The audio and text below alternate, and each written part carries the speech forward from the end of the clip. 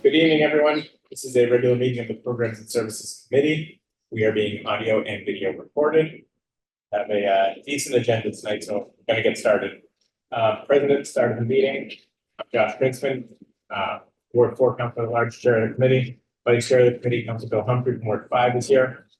We also have Council Stephen Farrell from Ward 8, and online, Council John Oliver as members of the committee. I think we're going to be joined by a couple of other councilors as the night goes on, and I will mention them as they come in. Also in the room with us, Chief Operating Officer of the city, Jonathan Yo. Get to our next person here. Anthony Chibarello is here as well, Commissioner of Inspection Services.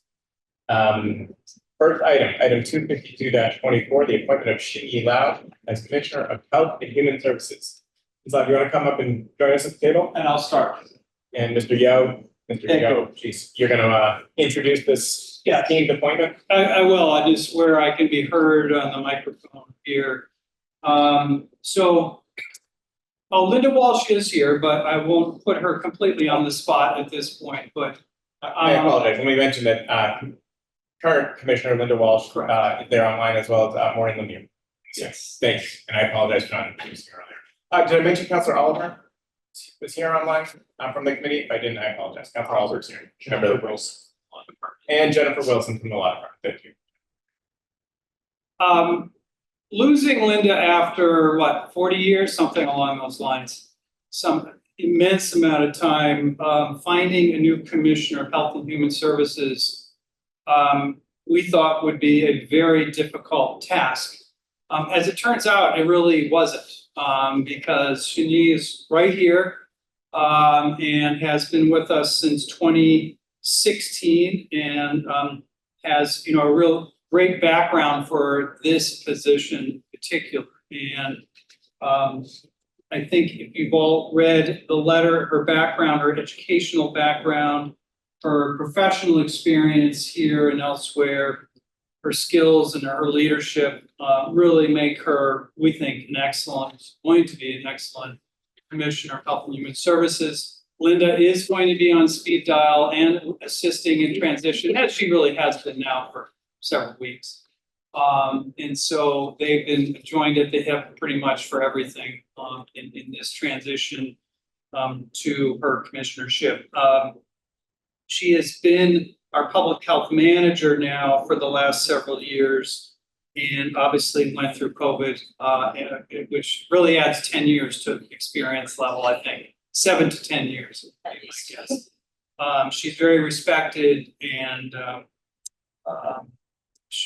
poised under pressure, I think was a good way of stating it, superbly professional. So we really think she's going to be a great collaborator with other departments, whether it's the fire department helping running our EMS system, with the police department in terms of human service issues, new public schools, managing our coastal ambulance system, our relationship with Newton Wellesley Hospital, and also mentoring some of the staff within the department. We have some younger staff. So I think we're extremely excited that she accepted the position and is willing to move forward with it. So at this point, I'll turn it back to you, Mr. Chair. I mean, accepted the position pending council approval. Pending council approval. I don't know how this is going to go, but we'll see. Lau, do you want to say a couple words about why you're interested in this and why you're willing to take this on? It is a very big job. I will acknowledge that, and Linda's these very big shoes to fill. As Jonathan said, I've been with the city for 8 years. I think it's an amazing community, very dynamic, incredibly engaged residents, and I look forward to continuing to serve the community. And I really enjoyed. I want to continue the work that I've been able to do thus far. I've been in a leadership role for a couple of years now. I've been able to mentor staff. It's very rewarding to see it grow, see people learn sort of the nuances of working in government, working in a health and human services environment, and to be able to just continue a lot of the initiatives that we've started, and to I think I'm really excited about that. Great, thank you. I think reading through your resume was obviously quite impressive, as well as the significant experience. Councilor Humphrey. So thank you for coming in, for applying for this, for your service thus far. I wanted to talk a little bit about some of the various opportunities and challenges that the department has ahead of it. I guess I'll start with the positives. What is something that you're really excited about? You mentioned that the department has a number of things that are in the works or just starting. What are some things that you're really excited to see through from here? Definitely starting with the opioid grant money, and I'm sure you're all familiar with that, and even in starting some initiatives like installing the lock boxes across the public buildings, looking at how we can support community organizations and treatment facilities that are already doing the great work that they're doing, and doing more prevention work for exploring opportunities for applying for drug-free communities grant working with the CDC. And it's just been a really neat opportunity to watch the overlap between public health and human services. You know, I don't know if this is one of the things you're getting at, that is a challenge of the department, but it's in terms of integrating two disparate splits. But in my mind, there also is also a great opportunity to get to marry and see the overlap of these two complementary disciplines and attack the same problem with lenses. So what do you see right now as current challenges that you're already very aware are facing the department and you're, looking forward to tackling? It's a complex community, right? It's large. There's a lot of varying needs. There's people across the socioeconomic spectrum, across various diversities. And I think just trying to meet the needs of the residents and trying to identify those needs, identify the different types of needs, the different types of people that can benefit from our services, and a great opportunity and challenge. So we've certainly seen in recent years that, all kinds of things come up and transpire that you can't predict at this point. From a public health standpoint, with a city like ours, just describe some of the features of our city. What do you see as sort of the known unknowns where we can't predict exactly what's going to be the challenge ahead, but we should be aware of it? I'm guessing, in past years, people would have said things like a pandemic, right? We don't know specifically what's going to come, but that there could be something like that. And then sure enough, there was. So something along those lines, I guess. Certainly some of the knowns is that the public health landscape is changing, government landscape is changing. You see these housing crisis right now is huge, and we know that's not going to end anytime soon, unfortunately. So trying to connect people to safe and affordable housing is something that we're looking at, and it's not going to be easy to meet those needs, but it's something that we know is going to continue. We know the newly arrived families, for example, is going to continue, and that's sort of the known is that we can sort of predict how some of these things will go.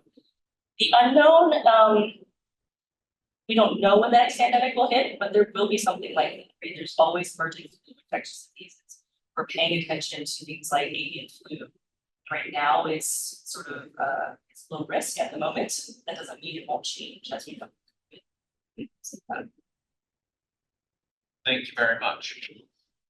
Thank you, Councilor Hubbard. Other questions, Councilor Oliver? Great, thank you, Chair.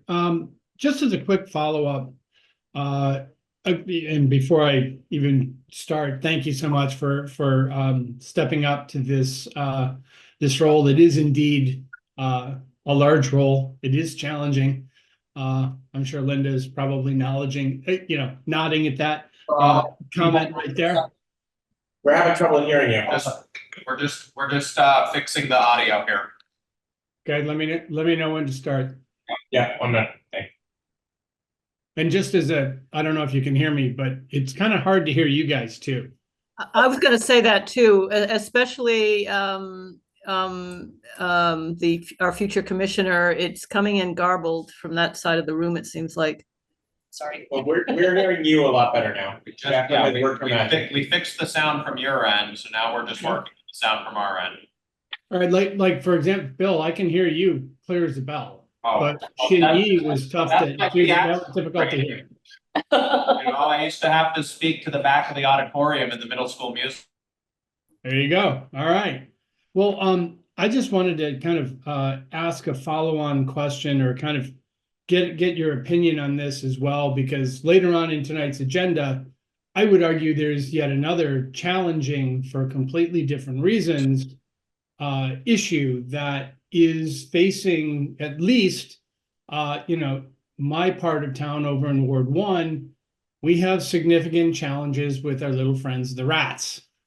There are limitations as to what we can do on personal, properties in terms of mitigating the rats and really, pushing our way, if you will, onto someone's property to mitigate these problems. So I do hope you're going to hang around for that conversation, even if it's nothing more than background. But I am really curious, your thoughts on, have you had a chance to kind of catch up to the topic that we're talking about here in a little bit? And if so, if you kind of have any kind of, initial reactions or thoughts to share with us. Absolutely. I already in my current role oversee the environmental health inspectors. They're the ones who do the initial inspection when we do get a rat complaint. Rats are challenging. Rats are unfortunately part of the urban landscape. As long as people are here, they're going to be rats. And I think that, as you mentioned, there are limits to what we can do on private property. That doesn't mean we have no tools.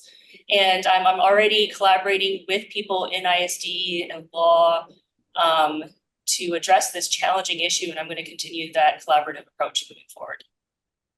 Great. So hopefully we'll make some progress, at least in the conversation tonight. Fingers crossed. But thanks. That's all I have, Chair. Thank you, Councilor Oliver. I am not seeing other hands at the moment. I want to thank you for your willingness to serve, for the work you've already done, for the work you continue to do. I would echo the sentiment of my colleague and say that I do hope you're able to stick around. She may listen on audio. She may listen on audio, so they have an engagement. So. But Well, congratulations. Linda is staying here. Linda is sticking around. Fair enough. Yeah. And if you do want to bring Mr. Yo with you to always, sort of speak for you and apologize for you, that I think he does a great job. So recommend. That's a good nomination. Do you want to comment first? If I may, Sure. sure, just for a second. In my extensive 5-month career with the city, I haven't had a chance to interact with HHS much, but I can say that it's seldom in my life, Commissioner Walsh, that I have heard someone praised as highly as you have been. And I'm sorry that I haven't been able to work with you more. And I wish you great success in the future. And we welcome you to the new position. Thanks, Councilor. Thank you. You should hear my mom talk about me. Councilor Humphrey, go ahead. All right, I'm moving approval of this nomination. Councilor Humphrey has moved approval. Seconded by Councilor Farrell. Any discussion on the motion? Okay. There are 1, 2, 3, 4, 5 of us here. All those in favor, please say aye. Aye. Any opposed? It is unanimous, 5-0. Congratulations. It will be before the full council, as you know. I don't know if there's anyone perhaps in the room who's been supportive of you that you want to thank before I do this, but I just wanted to give you an opportunity. For those of you online who can't see, my amazing husband, Nate Drabinsky, is here in the room with me. And I would not be here without him. He's a huge support. Absolutely amazing partner. Nice to hear. And thank you for coming. Totally understand that you have to go, by the way. If you are able to listen, great, and I know that. Yeah, thank you. Very much. Thank you. The next item is, we're gonna do these two together, I think. Item 237-24, this is requesting to set early voting hours and location for the September 3rd state primary election. And item 238-24, this is the request to set early voting hours and location for the November 5th state and federal election. If I'm not mistaken, Mr. Doyle, you are here to talk to us. Mr. Doyle, the election supervisor for the city, and I believe you are here to tell us how these dates have been selected, why they've been selected, and why you recommend that we approve these dates. Yep, indeed. Thank you, Chairman, and thank you to all the committee members. Jacqueline, oh, I see you gave me screen sharing permission. Let me get my PowerPoint up. Okay, so I'll do both together, like you said. So when it comes to state and federal elections, the state kind of gives us tight parameters of which we can do early in-person voting. There's a little bit of leeway, like extending it a little bit, I mean, I will get into it. So they also kind of give us a little leeway with the location, which I'll get into as well. So without further ado, and it is worth mentioning that the Election Commission voted unanimously 3-0 to recommend these early voting dates, times, hours, locations to the city council. It is not 4-0 because Commissioner Levine was not able to attend, so everyone who was there did vote to recommend.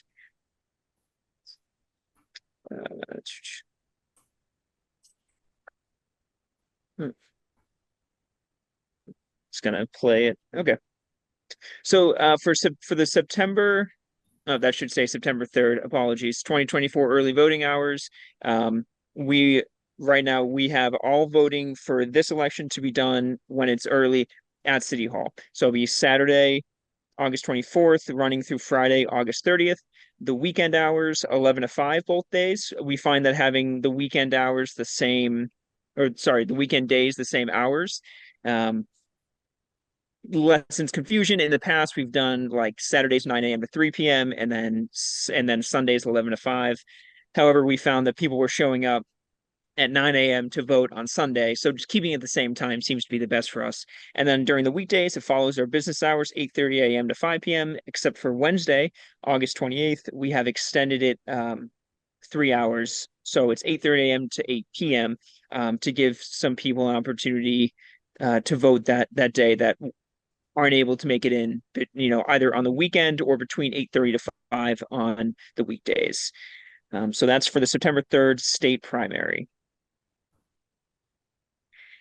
So the November 5th election, the presidential, the big one, this is where kind of the state has mandated 2 weeks. So 2 full weeks and 2 weekends of early voting. It's going to run, the commission recommends that it run from Saturday, October 19th to Friday, November 1st. Weekend hours staying the same with 11 a.m. to 5 p.m. However, where it's a little bit different is we're going to do, for the first weekend, we're proposing that City Hall and Newton North be the locations. For the second weekend, it will be City Hall and Newton South. Kind of spread it out throughout the community with every election is big and very important. However, obviously with it being a presidential, we want to get out to the community a little bit. We have confirmed with David Stickney of School Facilities that we are able to use both Newton North and Newton South locations for both of these weekends. And the one day that is recommended to go to 8 p.m. is Wednesday, October 30th. And just as an aside, the locations, even though on the weekends they're going to be at a school, they'll also be at City Hall those days too. So we always have to have voting or early voting at City Hall. So we'll keep that for every day. And then on the weekends, add the additional high school location.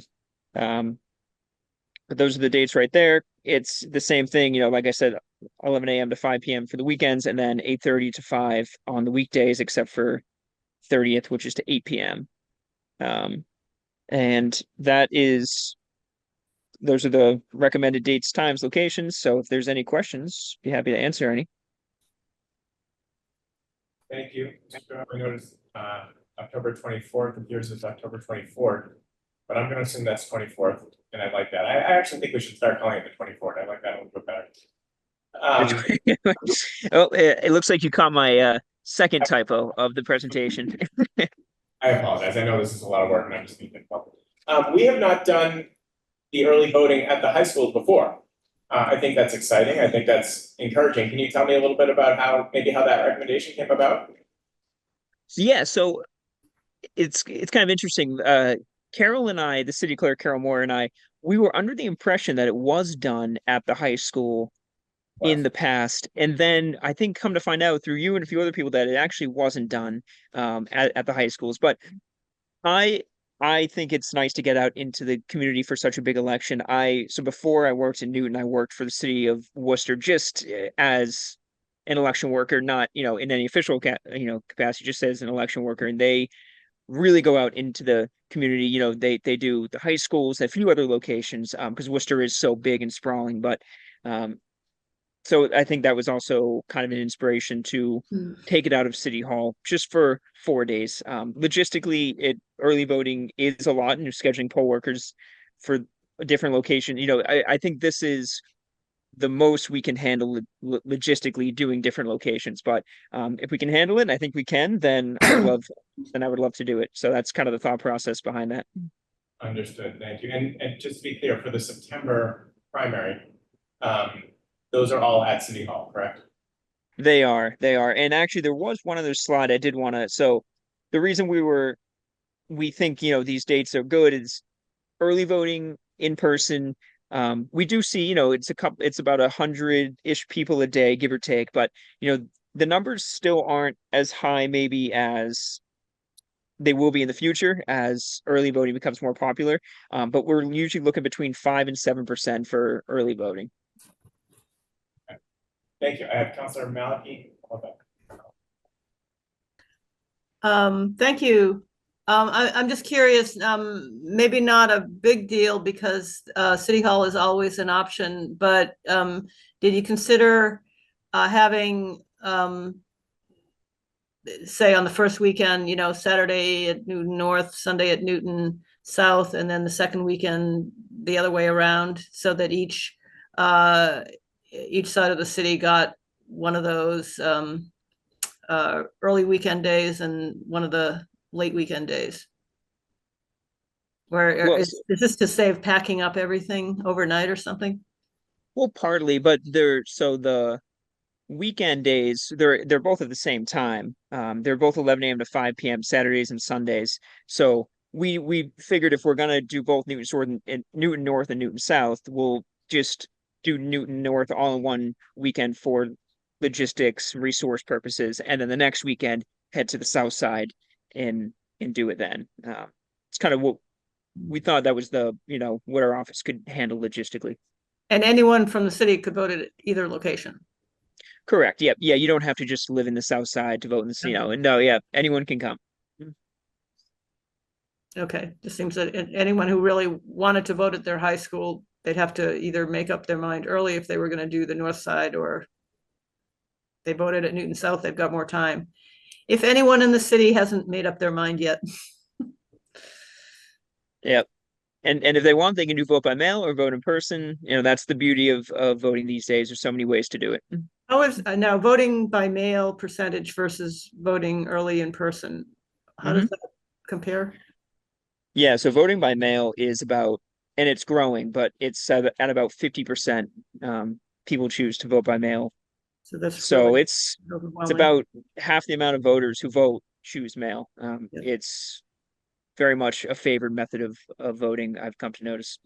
Great. Okay, thank you. Yeah, you're welcome. Thank you, Councilor Maliki. Councilor Farrell? Thank you, Chair. I'm curious to know what informs you to only do one evening during the primary, but more importantly, why it's only one evening during the 2-week period of the election?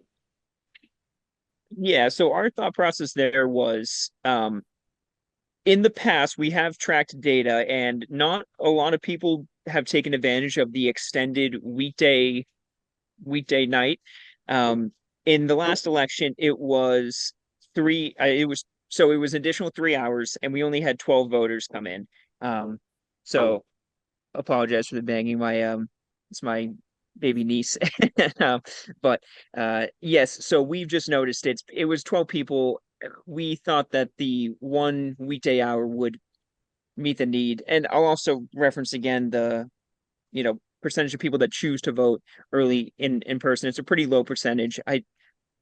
In our opinion, I think I don't know until those numbers seem to climb maybe into double digits, would it warrant an additional weekday night? But right now that seems to be adequate. Follow up with a question: how are voters informed of the times and locations? And the we deploy. Well, we post them on our website. We have them posted up around the office, and we also deploy sandwich boards. It's about 11 of them. So one in every village. I know there's 13 villages, so maybe not every single village, but it's about one sandwich board per village. I see the one in Newtonville all the time when I go to get lunch. So that's people can see it driving around, walking their dog. Is it not possible to include a notice in some mailing that the city does regularly? Such as We either Yeah, bill, whatever. yeah, we can certainly look into that. I'll when I'm at a conference all week in Plymouth for work, but when I return to the office next week, I'll sit down with Carol and I'll see what we can do if we can. But I'll look into the feasibility of that, and I'd love to see the I'll get city, back to you. I'd love to see the city be much more proactive about notifying residents about these options. Thank you. Thank you. Thank you, Ms. Farrell. That's all right. Thank you. I actually recently learned that the city sends its water bills through a outside contractor, so apparently it's quite difficult to change the content of those. But it's a good suggestion. I was talking to them about translation services for the water bills. I think it's a great idea that you've standardized the hours, because I think that was confusing in the past for, you know, different days having different hours. And so I think that makes a huge amount of sense. Are you concerned at all about switching back and forth between which high schools are offered, that you might have people showing up to the wrong high school on the, you know, one particular weekend, thinking kind of along the lines of what Counselor Malachi was talking about, thinking that like, oh, it's both high schools at the same time, or they got the weekends mixed up or anything like that? Yeah, that could always be a risk. I'm not. So we hope that, you know, kind of like Counselor Farrell mentioned, we try to be as proactive as we can with our marketing so that we can limit that mistake happening. We also, our sandwich boards that we put up, we also are strategic about it. So we're gonna also put one up in front of Newton North and Newton South. So if somebody, you know, God forbid, goes to Newton North when it's a Newton South weekend, they'll see the sandwich board and be like, oh crap, I gotta go to the south side. So we just hope by marketing that we can limit the amount of times people go to the wrong location. Thank you. Let's see. Any other hands? Why don't we take these one at a time? Can I get a motion to approve 23724, the early voting hour for the primary, September 3rd primary? Councilor Farrell has moved approval. Any discussion? All right, all those in favor, please say aye. Aye. Any opposed? 5-0. And 238-24, this is the early voting hours for the November 5th state and federal election. Councilor Farrell has moved approval. Seeing no discussion, all those in favor, please say aye. Aye. Aye. Any opposed? 5-0.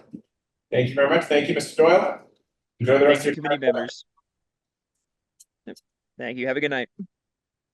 Next, item 206-24. This is Council Laredo, review and appropriate changes to the rules of the city council. This is essentially just an update to note that we have formed a subcommittee to look at the rules of the city council. The members of the subcommittee are Councilor Oliver will chair the committee. I will join him, as will Councilors Baker and Mickley. All councilors, of course, can participate and are encouraged to participate. And if you see any things that you believe need to be changed in our rules, please bring them to the subcommittee. Anyone want to make any comment? It is four members of the yes, subcommittee's 4 members. And the process is this: the subcommittee will, you know, meet publicly, obviously, and all councilors are invited to attend and participate. The subcommittee will make recommendations, bring those before the full Programs and Services Committee. The hope is that the Programs and Services Committee could then at least make that recommendation to the full City Council prior to the end of the term. And sometimes those just sort of get incorporated when we create new rules to start the next term. We can always do it earlier, and if there are things that are more pressing, we can certainly act quickly on them. But the hope is at least that we would have a package to report if there are things to change by the end of the session. Okay, can I get a motion to hold? Councilor Farrell has moved hold. Seeing no discussion, all those in favor, please say aye. Aye. Any opposed? All right, 5-0 hold. Thank you. Is Dr. Nolan here yet? Liam Hurley, the Oh, assistant. Lee. You say, okay. All right, the next item is item 221-24. This is the mayor requesting appropriation $296,312 for student transportation. Welcome, Mr. Hurley. It's always nice to see you. Good evening. Hi, good evening. Thank you. Good evening, counselors. Liam Hurley, Assistant Superintendent CFO with Newton Public Schools. This, I think, has been typically a pretty annual request that we get. This is some trailing money. Every year we report our expenditures for what we call McKinney-Vento. That's a state language. That's actually the law that was set forth that provides that we need to continue to provide transportation for students that are considered homeless. Many of these students reside in Newton, but many of them actually reside in area communities like Boston, Waltham, Watertown, believe it or not, all over the place. We have between typically 50 to 70 students per year. And in some cases, these students are only considered homeless for a month or 2 months at a time. But believe it or not, we have to provide transportation. In cases where these students reside in other communities, we set up and share the cost of the transportation with those communities as well. That's part of the legislation that we share those costs. So, for example, if a student lives in Boston but is coming to Newton, we would split that cost with Boston. So every year we report those costs to the on our end of year report, and the state has a line item for reimbursement. So it's kind of a trailing reimbursement from the year before, and this reimbursement comes into the city coffers, and then this is basically a reimbursement, or kind of basically an ask that we have of the city council to reimburse us that funds, and that goes to offset our direct transportation costs. So we've got that actually built in to our budget as an offset every year as well. So that's the foster care is a similar type of situation. So any student that is considered in a foster care situation, the requirement is that we need to provide transportation. So again, we provide that if needed. If there are students that are in Newton and they can ride the yellow bus, we certainly have them do that. And there's no cost to those students, and that's not really part of the cost. This is typically over and above van transportation or some specialized transportation that we've got to do for these families. So I hope that answers some broad questions, but happy to answer anything more. Thank you, Mr. Hurley. Counselor Humphrey. Thank you. This first question is actually for Ms. Lemieux. I know typically we would handle this question in the finance committee, but since it's coming up here first. So as Mr. Hurley mentioned, this is pretty standard item that we deal with every year. I actually noted to the clerk, I was surprised that it didn't mention McKinney-Vento in the docket item language or the top of the docket item because it usually does. But I was wondering, why is it that it goes through free cash as opposed to some sort of revolving fund account or something? I was just trying to remember because I knew that it had in previous years, but I was trying to keep track of that because I know Councilor Oliver in particular has been keeping an eye on those revolving funds.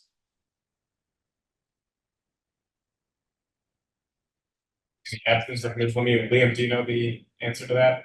You know, I for lack of not knowing, I will tell you that many of this type of revenue is actually, in many cases, goes to what we call just basically the general fund. And so Maureen might have a better answer than I have, rather than this has been our process. It comes in that way. To me, it would if the school department could get it directly, I'd be all for that. But this has been our process here that we have followed. So I could try and dig into that if Ms. Lemieux is not around and kind of just see why it doesn't come in that way.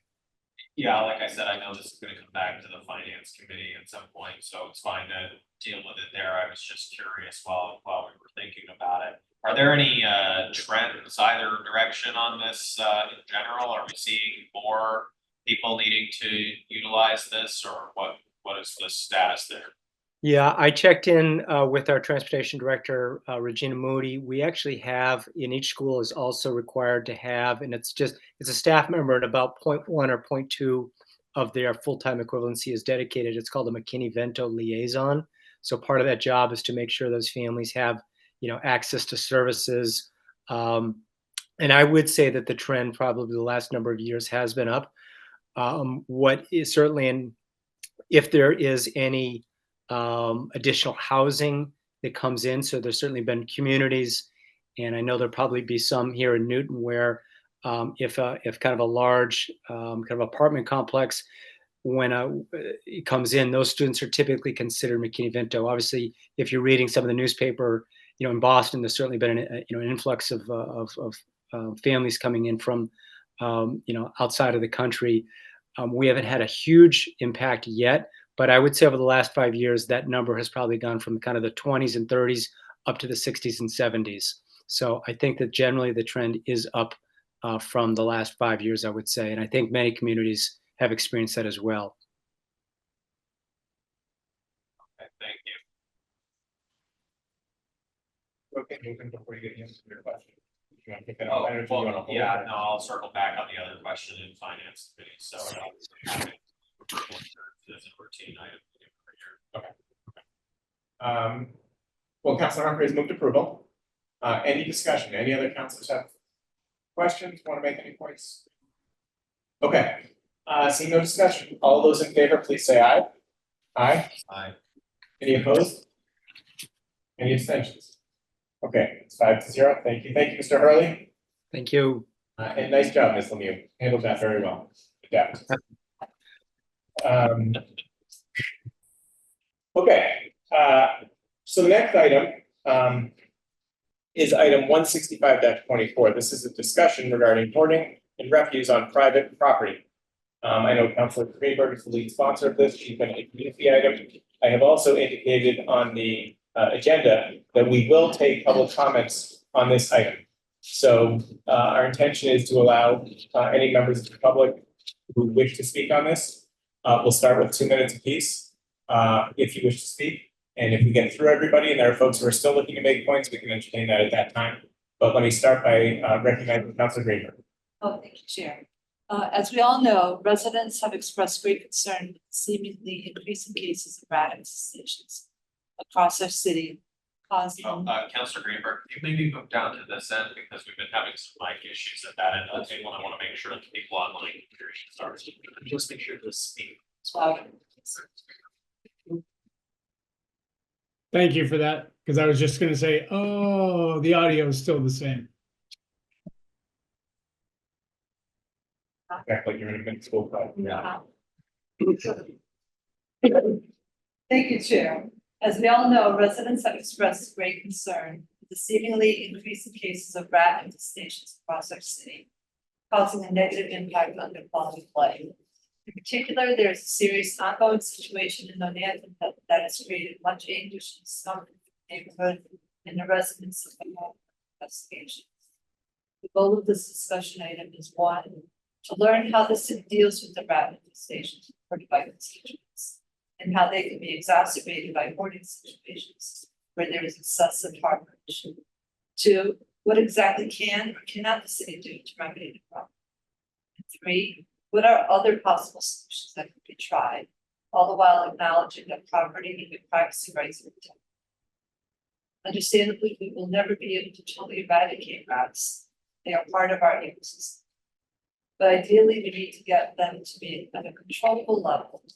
They're not disturbing people and causing any sort of emotional, physical, or health-related risks. In addition, we need to discuss how hoarding and increasing harborage are contributing to the cause of rat infestation. After dealing with the frustrating situation in Northampton now for 2 years, it is clear that more needs to be done to improve the health, safety, and well-being of the occupants dwelling in general. So my hope is this discussion will lead to some concrete solutions, especially for the situation. Is concrete the solution? Sure. That might be it. Okay. I didn't know if that was a recommendation or just, okay. Okay. Counselor, did any of the other counselors want to say anything before we go to public comment? I just want to make sure I'm giving you an opportunity. You can also comment after. Okay, okay. So members of the public, if you would, if you're interested in commenting on that, please indicate by raising your hand. If folks don't know how to do it, it's usually under reactions or something down at the bottom of the screen. And then raise your hand and Jacqueline will promote you so that we can hear from you.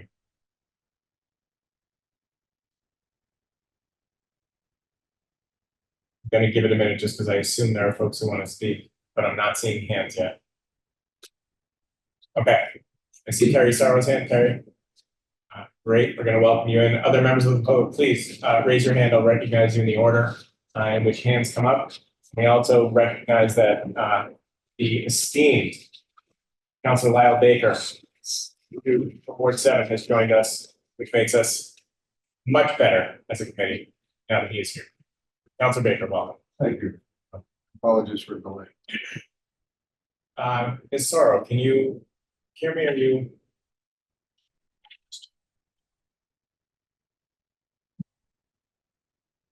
Apologize, we're getting you in here. Oh. Okay, now I think I can. Yeah, hear me? apologize for the delay. Ms. Sorrow, please go ahead. I know there are others on here. I'm trying to text everybody. We'll get it. To say, okay, that's why I just kind of raised my hand to start it off. I know Mairead and Kathy, they're all like over at one house and they probably will be speaking soon. This has been an ongoing horrific problem, especially in that area. Jackson Street, we've been working with Linda. Very frustrating. I don't know what the solution is. We go to the law department. I know rats are a problem, but it's intensified. I mean, it's just been horrific. And the family that I know the city is dealing with, they need help. They're hoarders. It's just unsanitary for everybody around there. It's a sad situation. But as a neighborhood and as far as, the health department, I mean, there are measures that have been done, and I know they have to go to the law department in this, but I don't know if we can put our heads together, what can be done, or I know in Watertown, they put the baits, they're all over the place, and then we hear, well, if we do that, it's not very beneficial, but we need to do something, because I know they're in Stearns Park, because we talked to Parks and Recreation and Josh, and they put them there, and it's just a very hard situation for that neighborhood. And if anybody drove down Jackson Street and looked at that house, you would not want to live across the street from that house. And it's kind of ironic because 3 doors down, they're building this humongous 2 condo, which will probably go for 1.9 million. And we have this two or 3 houses down. So I appreciate, everybody's help. Linda has done and worked with us, but for the neighborhood and for us, it's been horrific because it's 2 years and we're still in the same situation. Thank you. Thank you, Ms. Sorrow. Appreciate it. And I appreciate you keeping it to 2 minutes. That's very helpful. Looks like I don't see other hands at the moment. Again, though, I do feel like there are others who are wishing to weigh in on this. So I don't want to close public comments yet because I do want people to have an opportunity here. Okay, Susan Donnellan? Do I have that right? Susan Donnellan?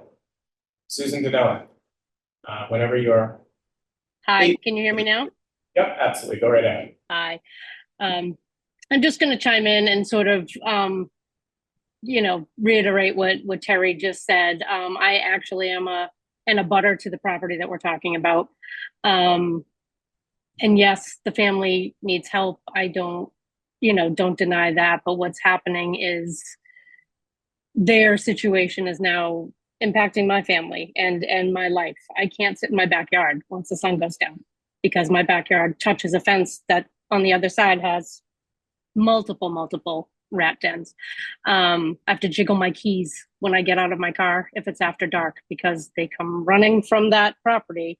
As soon as they see me, they go right back. There's no doubt in my mind. I know we're going to see them. There's construction. I realize that rats are a problem everywhere. But in this particular case, it is a concentrated area that these rats are living and are being given harborage, and quite honestly, they're being fed. I mean, I walk by there and see loaves of bread thrown out. I think they think they're feeding the birds.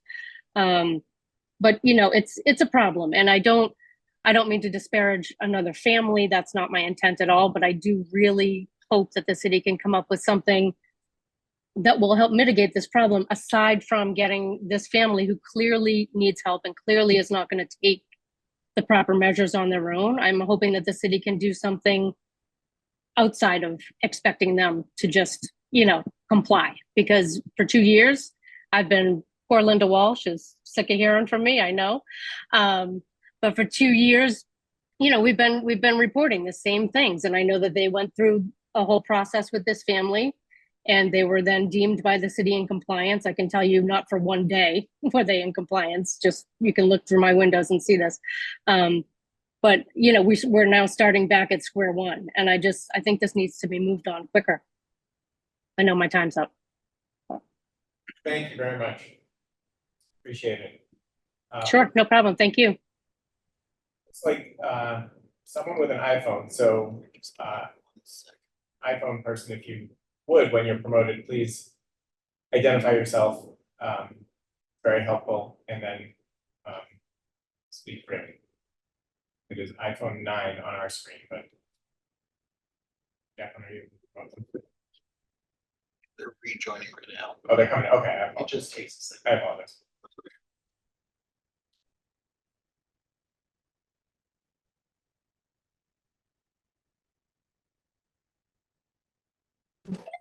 So people on Jassett Street. So Sorry, what's your name again? Kathy and Mairead. And so, you know, we've been dealing with this for almost, you know, a little over 2 years now. And, you know, it's very frustrating. You know, we can't enjoy our backyards. We can't, you know, hang out with our friends, you know, because of all these rats. And, you know, like Susan said, we know, and Terry, we know that there's a lot of construction going on, but something, you guys have to do something. Just putting bait boxes out is not going to help control. There's over 30 burrows in that backyard, and we're really sick and tired of it. You know, it's just very disturbing walking. You know, we can't even walk on that side of the sidewalk. There's dead rats on the streets. You know, the city is just not doing enough.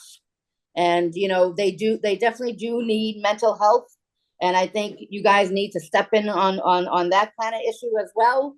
But environmental wise, you guys need to do something better. It's, you know, it's not fair to us. We had 2 neighbors that the rats chewed wires in their car, over $850 worth of damage, mechanical damage that they had to occur on their own because of all these rats. And you know, it's just an awful thing to drive by and see that front yard the way it is. It's, you know, it's not fair to us. We pay, you know, we've been growing up here since I was, you know, a little girl, and it's never been that bad. And, you know, it just seems like you guys aren't doing enough. And we would like something done better, if you don't mind. Thank you, Kathy. Yeah. Appreciate you taking the time to come this evening, Mm-hmm. share with us. Are there other members of the public? I'm not seeing other hands up at the moment, but again, I imagine there may be other members of the public who would like to speak, so I want to make sure you've had an opportunity to speak. Would you, and if you do wish to, you would raise your hand.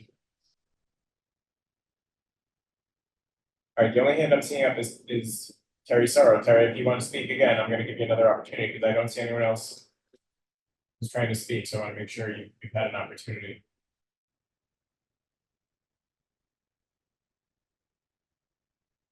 This is a little bit like when you talk to somebody in Europe and there's a delay, and you wait for them to come back, and you try to time your response.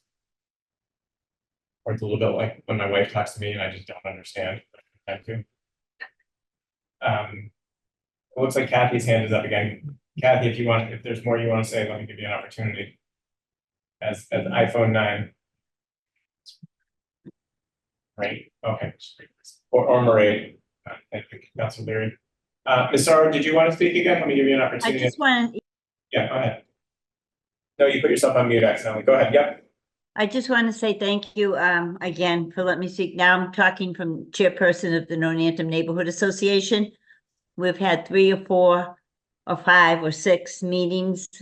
We did have a couple of years ago, with Linda, and, they, they went around, they gave pamphlets and educate, but we're in an Italian neighborhood. You're not going to tell people, I get it, not to have a garden, not to have fruit trees. And from the phone calls I've been getting, and it's too bad, I should have notified her, is Wendy Kyra. She has been calling. In fact, I think she did call Linda, because Dalby Street has really been affected. They've been eaten through her barrels and everything. So being chair of the Northampton neighborhood and having many meetings, I reiterate what the neighborhoods that neighborhood is, and I know it's ongoing, but it's 2 years, it's intensified, these people need help. The front of the property is just ironic, and I mean she's out there throwing bread to the birds and stuff, but it's feeding the rats. And I know they need mental health as well. So there's a whole gamut, but being chair of the neighborhood, I wanted to use my chair to represent the neighborhood. Thank you. Thank you, Ms. Sarwan, and you represent the neighborhood very well. And one can say that no one has done more for their neighborhood or the city than you have, so thank you, that is certainly never known. I don't know if it's Kathy or Mairead, but whichever one, please go right ahead as soon as you're in.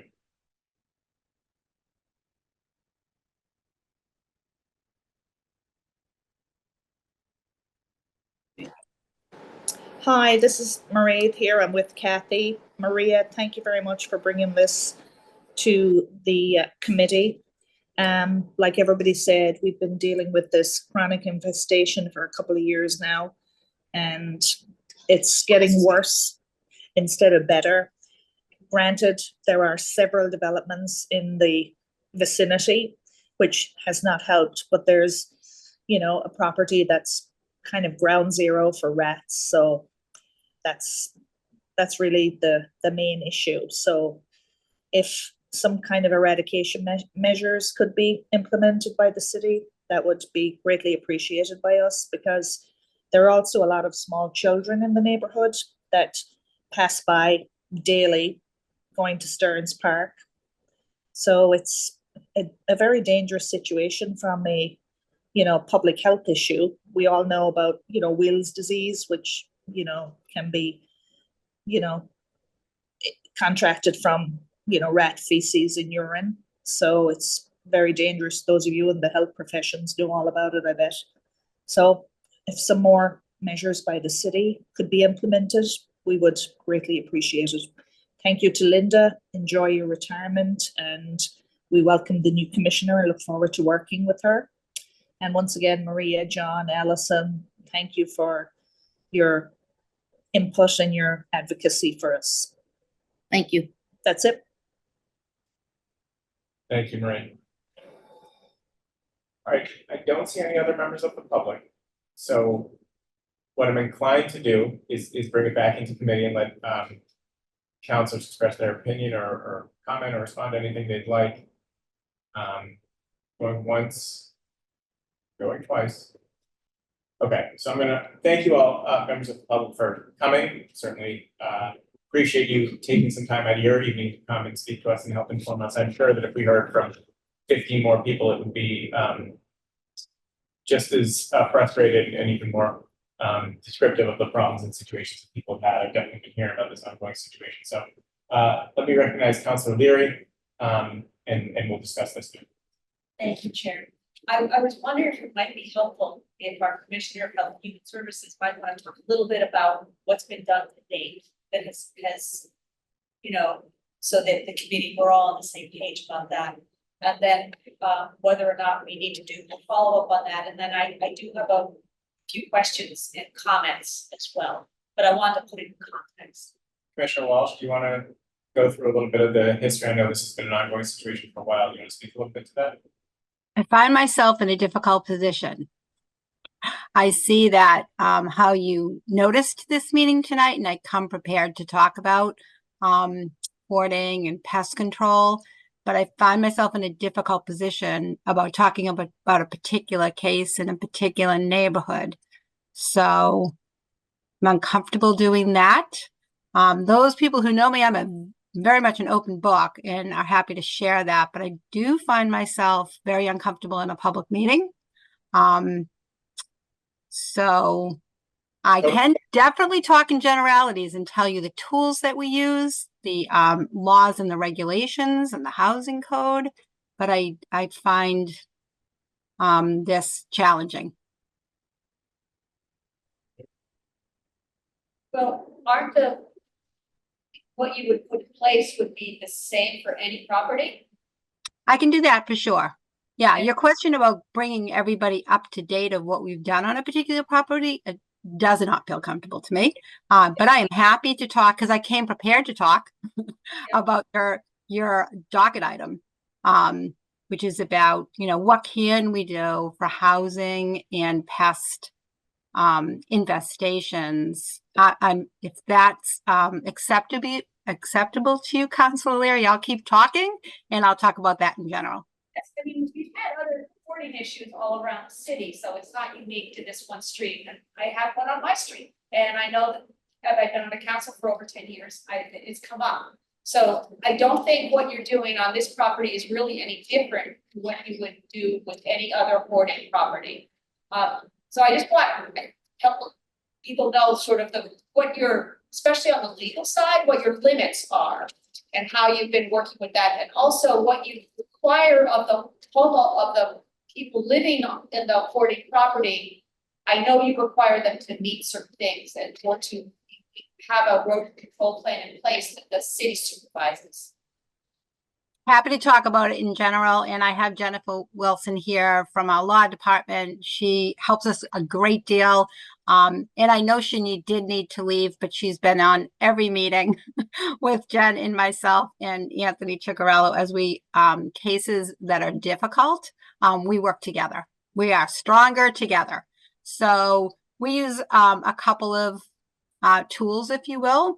One is the actual housing code, and I saw Councilor Greenberg, you also put that in your letter, and that's terrific because that really is the guidepost for what we can talk about when someone is a hoarder or there is unsanitary conditions or there are pests on the property. You look at things like blocked egress, harborage. Harborage is a big one. If you have a property that has a ton of stuff on it where rats can build a nest, that is harborage. So in terms of hoarding, we look at egress being blocked, unsanitary conditions. If we are invited onto the property, and we do need to be invited onto the property or into the house, we can look at things like lack of water, blocked bathroom facilities. Do they have a running toilet? But we have sort of two parallel tracks. If we're invited onto the property, we can do a comprehensive housing inspection, which is comprehensive and helpful. If we're not invited onto the property, we can do what's called a plain view inspection. And sometimes we get a neighbor, and you heard from one of them tonight, that says, yes, come on to our property. So that gives us a better view from, say, the street. And then we can look for things like burrows and rat feces and actually make those notations on either a correction order or a violation order and tell people they have to hire a pest control company. They can choose the one they want. They need to send us the reports. We can order them to remove any harborage. We can put all of that into writing. We can tell them, do not feed the wildlife. Do not feed the animals. And off that goes. It has a time limit to it. When the time limit is up, we can send additional letters. Fines are then assessed. If people continue not to comply, we can do, and I'll throw it to Jen when you're all ready, councilors, to talk about how that process looks and what that process looks like if we're not able to get on their property, administrative warrants and courts and things that I would partner with our law department to do. So that is in general what we do. We have challenges on private property.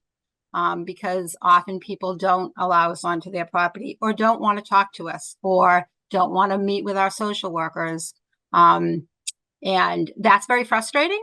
But we continue to use the tools for all of our difficult properties. And we will continue to do that. And I'm always happy and very much appreciate the people who spoke tonight about a new idea. What haven't we thought of? What can we do? What Terry Soros said about not telling folks that they can't have fruit trees and gardens. I totally get that. I've been working for a long time to try to get neighborhoods to work together because that's the only way this really works. And sometimes people are not going to do what we ask them to do. For instance, gardens and fruit trees. And then we have to deal with that because people get to live on their properties the way they get to live. But when it's affecting other people, the health department gets involved. And in a situation where it's impacting the neighborhood, we have been using all our tools. We continue to do that and always open to new ideas. And I think that's why you put that item here, so you can hear about each one of our departments and the tools we use, and always open. And Shini is too. We've worked together for 8 years and she oversees the environmental health division. So this is a topic she is very familiar with and one that she'll also be interested in hearing if there are any new ideas from either counselors, our law department, ISD. We're open to any suggestions to try to move people forward. When people have certain behaviors, that is the difficult part. Truly the difficult part. You can do the education, you can do the mitigation. If the behaviors don't change, you often wind up in a situation that you are constantly having to be involved in. I will end there. Thank you, Councilor. Commissioner, one of the other things I wanted to bring up was it's more of a holistic citywide plan. Is our dumpsters. We have a lot of open dumpsters that contain food, both in the city and businesses and our schools. And over a year ago, I put in a private haulers ordinance, which required them to have a recycling bin as well as a trash bin. I'm not saying that this is the solution to the problem, but part of that ordinance also talks about we're working on having them secure, the dumpsters secure, the lids need to be closed. And we're encouraging, of course, removing food, but that will be another topic. That's not in the private haulers ordinance. But it does separate at least some of the recyclables from the rest of it. I just wanted to know where that was, if there, because I look around in dumpsters and I've only seen a few places where they've had added a recycling dumpster, so they're in violation of our ordinance now. And do you have any idea of how many businesses or numbers that we still need to work with to get that recycling dumpster? And has there been any project on securing our dumpsters so that rodents cannot access the food that's invariably in there, especially in the schools and restaurants and things like that? Well, you know, I'm a big fan of your work with dumpsters because it's important. And most of our businesses and restaurants and places that have foodstuffs really try because they don't want rodents either. They don't want complaints of rats or mice in their restaurants. So usually the person who's taking out the refuge is the one that's charged with shutting that dumpster and keeping it securely shut. So not always do people follow through on it. I was just talking to a neighbor in Auburndale today who's like my eyes on Star Market, Brugger's Bagels, Dunkin' Donuts. So she's a lot like you, Councilor Larry. She'll kind of drop a dime. So the next time our inspectors go out, they can look. So the short answer is every single time our inspectors are at a food establishment, they look. If they see a dumpster that isn't secure because it's been gnawed or there's a hole or it's corroded at the bottom, they will order them to get a new dumpster, right? To switch it out. So definitely do their, during their routine inspections, that is part of what they look at. That is what they're educating our business community to do. And we have a lot of compliance with just that, because they want the same thing that we want, which is a rodent-free establishment, because the mice in the back alley are going to get into your restaurant. So the bigger question that you asked about who's, ensuring compliance with the recycling dumpster and your new ordinance, we're complaint driven. And we've been complaint driven in our department, for a while. These are all great and important initiatives, but at this point, they are complaint driven. And when we go on our restaurant inspections, we'll do a lot of education. We do get a lot of compliance. We definitely have work to do because this is new, and anything new takes a while. Happy to bring it back to Shindy and see where we're at with that. Haven't really asked. 2 out of the 4 environmental health people are super new.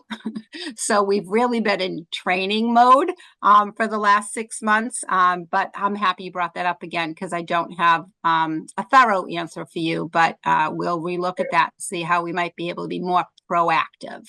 They're inspecting the dumpsters, then they'll see whether or not there's a recycling dumpster or not.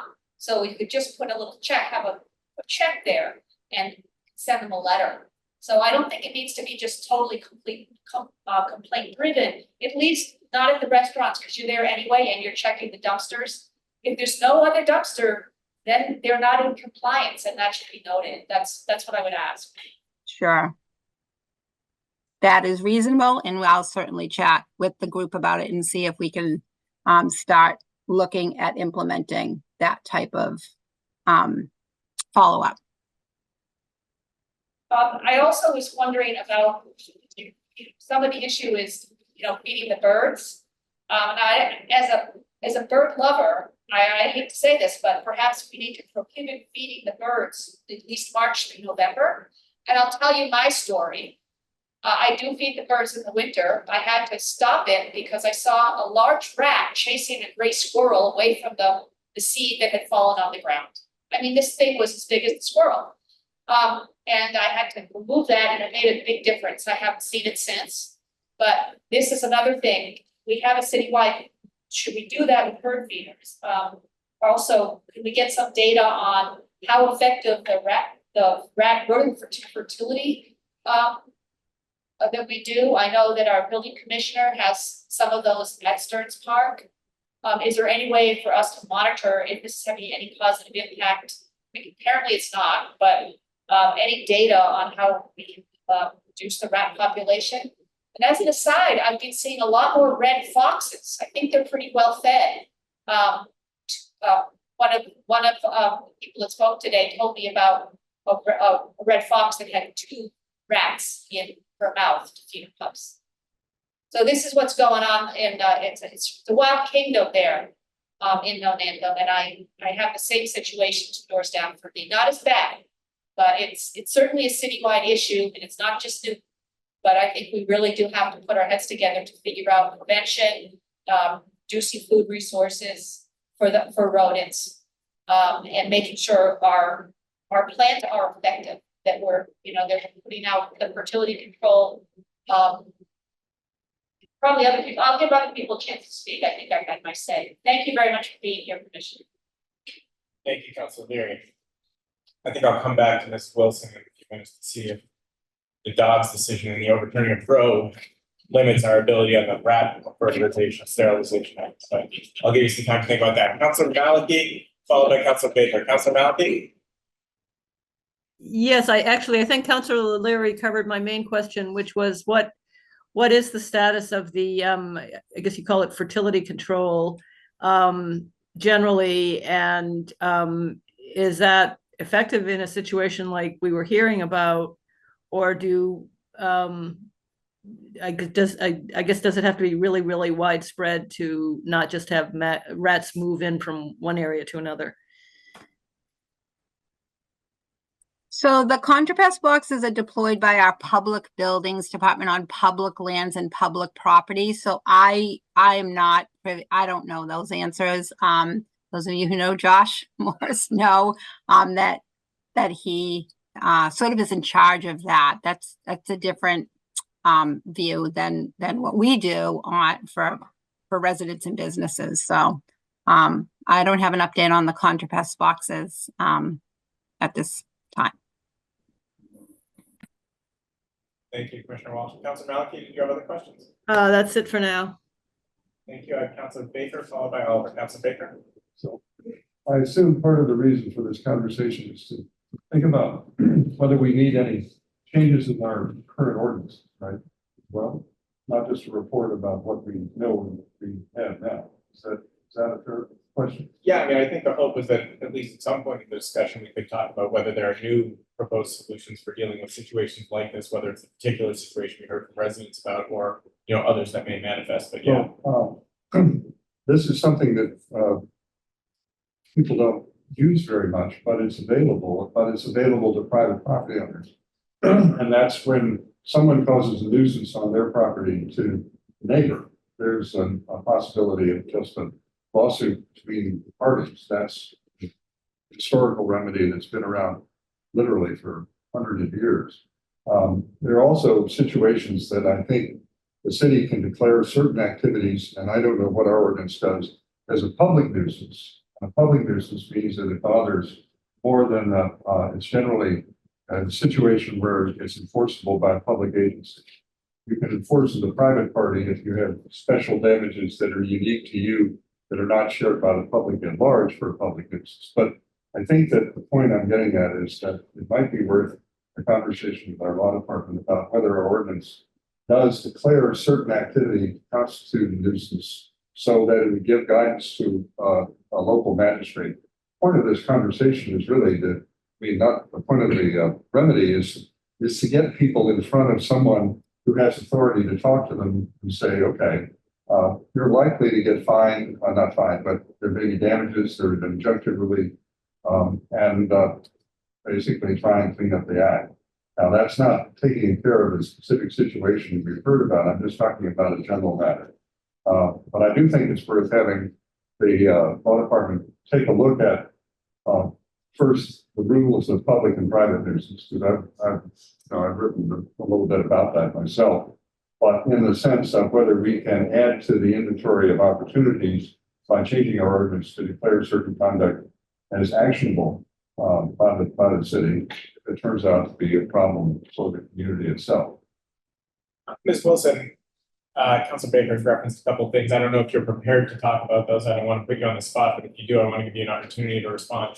Yes, I am. So the public nuisance statute is actually what we use with the health department when they issue their notices for rodents on private property. They utilize the public nuisance statute and issue an order of abatement. So that statute we already utilize. I would need to look into whether there would be any reason to create something under the ordinance to be more specific about that, because we do already use the statute. As for the private nuisance, I don't believe that would be anything that the city would get involved with. That's just between the two individual homeowners. Sure. I guess the question I'm getting at, I'm glad to hear about using the public nuisance already, is the abatement order. What's the next step for the abatement order? We've heard about letters, but I wasn't clear on the judicial follow-up. So when the order of abatement is issued, it demands that they abate the nuisance in any way possible. We can give them methods by which we would like to see them abate the nuisance, but they can use any methods that they want. If they do not comply with the order of abatement, we can assess fines up to $1,000 per day that the noncompliance continues. And if that still doesn't work, the statute allows the city to remove the abatement or to abate the nuisance itself, which would require going to court and either getting an injunction or appointing a receiver. So have we gone as far as the third stage on any of these cases? No, not to my knowledge. Not since I've been here. I guess the question is, there's a point at which a threshold is reached that you may have to go there. So I guess I'd be interested to know whether the experience of the, not in your experience, but in the experience of the commissioner, have you ever taken advantage of the judicial remedy? You've been here a while, so. No, we have never had to go that route. We've gotten up into as far as assessing very high fines, and that is usually an incentive. Or we have gone as far as like an administrative warrant to see certain properties. Those are usually abandoned. And the neighbors are affected because the wildlife is coming in and out of the home, and that's been in my career, not recently. But certainly it's a tool that we have talked about and can use with Jen in the law department's assistance. I guess I'm glad to hear it. I guess the question then is the discretion to go further than the, if you have exhausted your remedies with fines, and that doesn't produce a modification, right? The choice to go to court is really your office's decision. Is that, I'm just trying to figure out where the decision points are. I think I would say we would make it together, right? The law department advises the commissioner on the options, the pros and the cons. The commissioner does have the ultimate decision, but it's very much a partnership, because I think I'm not a lawyer, but I'm working with all of you that are lawyers. You really have to think about, what is your end goal? What are you trying to do in terms of compliance? And if that was the advice and we found that that would have people comply, then I think a commissioner would reasonably make that decision. Thank you. I've just never had to do that in my career. I understand. I think it's just important to understand what the remedy sort of ladder is here. All right, thank you, Council Baker. Can I just follow up with either Council Baker or Council Wilson? It sounds like it's a state statute, the public nuisance statute that you're working under. That's what I'm trying to find. Is it a state statute or is it a municipal ordinance that we're operating under? It's a state statute for public nuisance law. It's General Law 111, sections 123 to 125. Okay, what I wanted to add, thank you. What I wanted to ask was, is there any constraint within the Newton ordinance, current Newton ordinances, that's limiting your ability to implement Chapter 111 provisions? No, not at all. Thank you. Ms. Lemieux, I noticed you raised your hand. It looked like you wanted to perhaps respond to something that was just said. Before we get too far, I want to give you an opportunity. Thank you, Mr. Chair, for recognizing me. I just want to ensure all of you that although I'm really here for a different item that's going to come up later tonight, I want you all to understand that I am listening intently to this conversation. And I can assure you that as an administration, we will continue to try to do whatever is within our legal powers. We have, and I can certainly, and the Commissioner of Health, Linda Walsh, can tell you, she and I have had more sad conversations about rats for over a decade. It is not right for people who have lovely homes within this city to ever have to be dealing with this problem. We agree with you. We empathize with all of the residents, the few who spoke, the many more who are dealing with it. And so what I would like to do is just give you a sense and a commitment. You know, we've worked with Linda for years. We will continue to work with Shin Yi. We will continue to work with the law department and ISD, and we are more than welcome to hear any ideas that people have of how we can move forward to eradicate the city of what has really become a significant issue in many different neighborhoods. And so I just wanted to jump in. I don't have specific knowledge, but I want you to know that I'm listening intently to this tonight, and this is not falling on deaf ears. So thank you for giving me a moment, Mr. Chairman. Thank you. And so, in response to the question, was there a specific point you wanted to respond to? I guess the answer is no. Okay. Counselor Oliver, followed by Counselor Greenberg. Counselor Oliver. Great, thank you, Chair. So I think that, you know, at this point, I want to thank everyone for the participation and the conversation. I do think that what I am hearing is we have started to use the tools that are available to us in the particular case that we were talking about. And I know I'm being cognizant to not talk about that particular case too much. I get that. I do think that what I'm hearing is there are additional tools available to us that I would like the city to continue to reach for. We have situations in the city, at least one somewhere in Nonantum, where we have allowed the situation from one particular property to adversely impact a significantly large percentage of the neighborhood. And I applaud our efforts to work with the one particular, you know, homeowner. And we know we have challenges there. And I think we're all sympathetic to that. And we all want to start there in terms of the problem solving. And I think we've done that. What I don't believe that we have done enough to do yet, or what we haven't done enough of yet, is to help the neighbors, because they're completely, well, other than the private nuisance, which I think is an interesting path to pursue, especially in the case of individual neighbors who have had, you know, property damage incurred, you know, I think that's a really interesting path. But it does seem to me that as a city, we have a tool here, right, that Councilor Greenberg was able to kind of take a snapshot of and put here in our packet.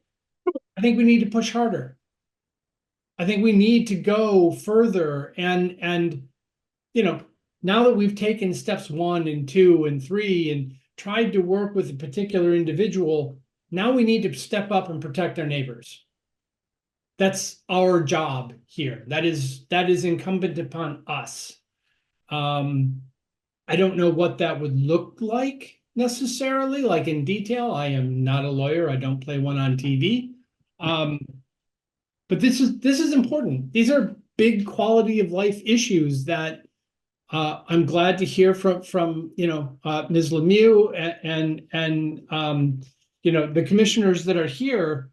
I just think that there are other tools that we haven't taken advantage of, and I don't understand that, because this has been going on for a very long time. We have started in the right place with an individual who does need help. And now we have a neighborhood that needs our help too. So whatever that's going to look like, I appreciate the conversation tonight. I really, really want this to turn into like tangible actions that we can have a conversation with these neighbors and really like, look, we took it one step further. This is what we're going to do. This is how we're looking to address this issue.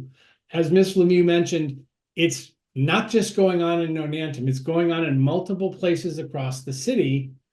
And we have to use every tool in the toolbox. And again, I don't want to get into a position where I'm repeating myself. I don't have the silver bullet, no pun intended, but we've got to do something. And something is always going to be better than nothing in this particular case. And I think it's time to move to the next point, which is beyond, you know, again, the one particular neighbor that's got a challenge. And now we need to get to the people that it's affecting. And we need to demonstrate that we're doing more and better. And we need to do that now, because we should have done it a ways back, I think. That's my opinion. I'll leave it at that. But thank you again, everybody, for the conversation. I think that we need to talk this out more, not just about this particular nuisance, but the topic of really, like, we have to go to the nth degree every time we can to help neighbors who are facing situations like this, whether it's, rats or hoarders or some combination thereof, or a dozen other nuisances. But thank you, I appreciate it. I'm gonna leave it there. Thanks, Councilor Robinson. Councilor Greenberg. Thank you, Chair. When the situation of rat infestation is ongoing for a long period of time, at what point, and there's no agreement or requirements met are being met by the resident, at what point does the public nuisance statute come into play? I mean, just in particular, 2 years, so it's been a long time. Just wondering at what point does that statute happen? And also, this infestation is just not a rat problem. Sometimes it happens because of hoarding, which is a mental health disorder. How do we help people who have a mental health disorder contributing to the rat infestation? And if they don't want that help, I'm just not sure how as a city we can approach that family to get the help, or any family to get the help that they need in order that both issues are addressed. So those are my 2 questions. Great questions. I can talk about in my career a couple of families and a couple of situations that are very, very similar to the situation that some of the people talked about tonight. And yes, hoarding is a serious disorder that is multifactorial and long-standing, and always starts with someone wanting to get help. Always starts with someone saying yes to get help, because we can offer help, and we do offer help, but we don't stop offering help because sometimes they eventually take the help. So in many cases, we use the public nuisance statute when it's affecting other neighbors too, people do accept the help. They actually do get a pest control company. They actually do get rid of all of their harborage, and their neighbors get involved. Their kids come from out of state and get involved when they find out that their parents or their sister got a letter. And Maureen talked about some of these, really hard conversations that we've had with people who have really sad, stories. There was one a couple of years back, and they accepted help. We connected them with resources. They cleaned up everything. They got a pest control company. And here's the thing about hoarding, comes back. So we will still help that family. We have a family right now I'm thinking of that I've been doing this for 10 years. And when we first did it many years ago, cleaned up, got better. It took long. It wasn't a year that it came back. It was 5 years. But then I saw their address pop up again. And I was like, okay. So this is a long-term problem. Both rats and rodents is a long-term, ever-present problem. Hoarding is a long-term, ever-present problem. With help, if people want to accept help, we can get them the help. They're one and done. And some of those people we don't hear from again. But in some of these problematic properties or situations, even when people do get help, they actually do comply with the order. So, back to the legal question, we say, get rid of the harborage, get a pest control company, send us your reports, block your egress, get your toilet fixed. We're very specific over the years, working with people who struggle with mental health illnesses and hoarding. And they do that. And then they comply with the order. And we're like, okay. But a year later, or 2 years later, or 3 years later, either we hear from a neighbor, we hear from a child, we hear from the person, and we're back in again. We're nothing if not, always there for people with many kinds of challenges. HHS follows people and is there for people, and sometimes generations of people. So it is really tricky to try on private property with people who don't view their problem the way we view their problem. So changing behavior is really what changes the algorithm and makes the solution stick. And some people do that. We've helped people, they've done that, and we get there, but we stand ready for any property to again relook at it, to get a new solution, to take suggestions. I'm listening to all of you very intently too, because I sort of hear you say, we need to do something. I'm not sure what that is. We're with you. And we're not always sure what it is either, but I can say there's got to be some new idea, or there has to be, you know, some new partnership that we can do. And some of the counselors that are here tonight, I have worked with over the years, and you in particular have helped us because your constituents know you and trust you. And there are many times in my career that the counselors themselves were our biggest assets, trying to get someone to understand that their parent needs help, that understand that that house condition has got to be addressed.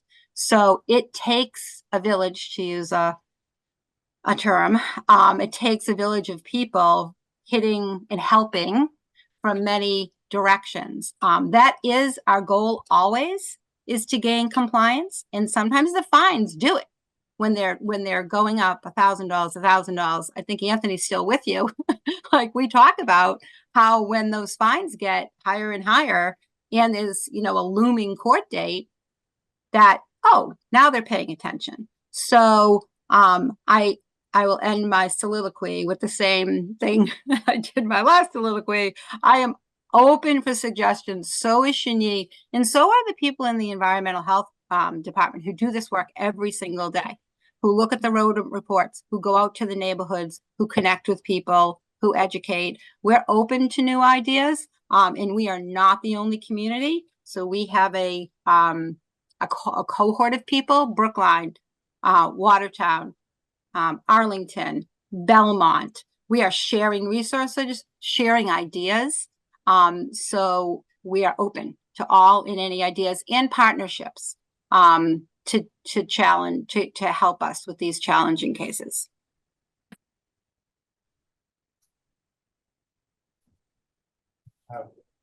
Councilor Malachy again, followed by Baker. Councilor Malachy.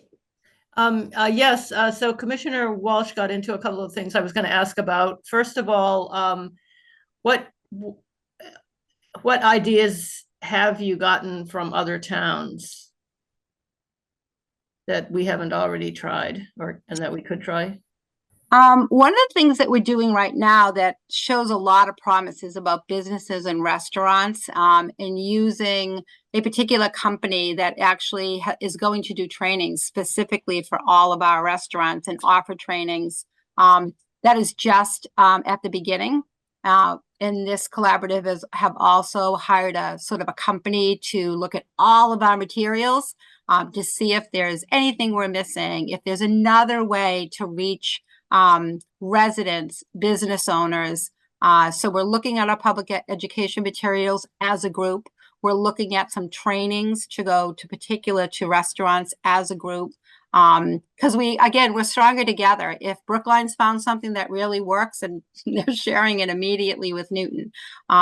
So I can't say that there's any new novel idea, but just a lot of energy around getting out there, talking to people, gaining compliance, telling them they're not alone, but also telling them that if they don't do it together, they're going to be less effective. So